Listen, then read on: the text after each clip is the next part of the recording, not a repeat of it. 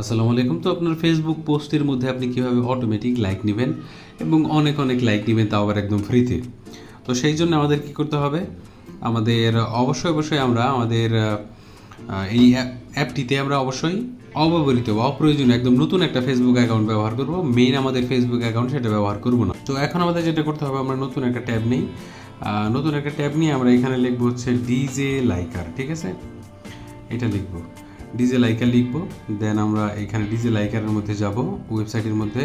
তারপরে এখানে Google play স্টোরের যে একটা অ্যাপ্লিকেশন ইনস্টল করার জন্য একটা অপশন দেখতে পাচ্ছেন, আমরা এটাতে আসবো, এটাতে ইনস্টল করব। ঠিক আছে, দেখেন আমার ইনস্টল করা আছে। আমি এটাকে ওপেন করে নিই।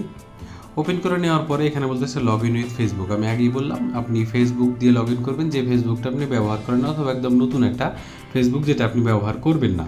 এবং আপনি লাইক নেওয়ার জন্য আপনার মেন ফেসবুক অ্যাকাউন্টের পোস্টের লিঙ্ক আপনি ব্যবহার করতে পারেন, সেটাতে কোনো সমস্যা নাই। তো লগ ইন উইথ ফেসবুক আমরা এটার মধ্যে ক্লিক করলাম। তা লগ ইন উইথ ফেসবুকের মধ্যে ক্লিক করলে আপনার ফেসবুকের ইমেল এবং পাসওয়ার্ড দিতে বলবে, আপনি সেটাতে লগ ইন করে নেবেন। আমার দেওয়া আছে, এই জন্য সরাসরি লগ ইন হয়ে গেল। এখানে এক্সচেঞ্জ রিয়াকশনের মধ্যে আমরা ক্লিক করব। এক্সচেঞ্জ রিয়াকশনের মধ্যে ক্লিক করার পরে এখানে মধ্যে সাবমিট ইওর পোস্ট লিঙ্ক। তো এখন আমরা পোস্টের লিঙ্কের জন্য আমাদের মেইন ফেসবুক অ্যাকাউন্ট যেটার মধ্যে আপনি লাইক নিতে চান সেটার মধ্যে চলে যাব। এখন আমি যে কোনো একটা পোস্ট নিয়ে নিই। যেমন এই পোস্টটা দেখতে পাচ্ছেন 4 দিন আগে আমি করছি, এখানে মাত্র 4টা লাইক আছে।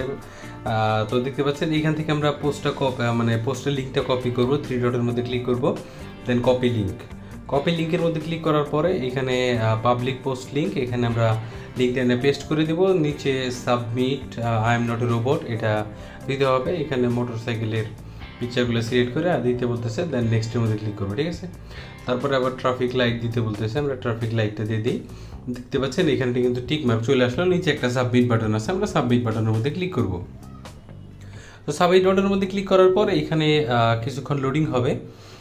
লোডিং হওয়ার পর আমরা নিচে দেখতে পারবো যে আমাদের কতগুলো রিয়াকশন। আপনারা কিন্তু ওইখানে দেখে রাখছেন যে আমাদের 4টা লাইক আছে।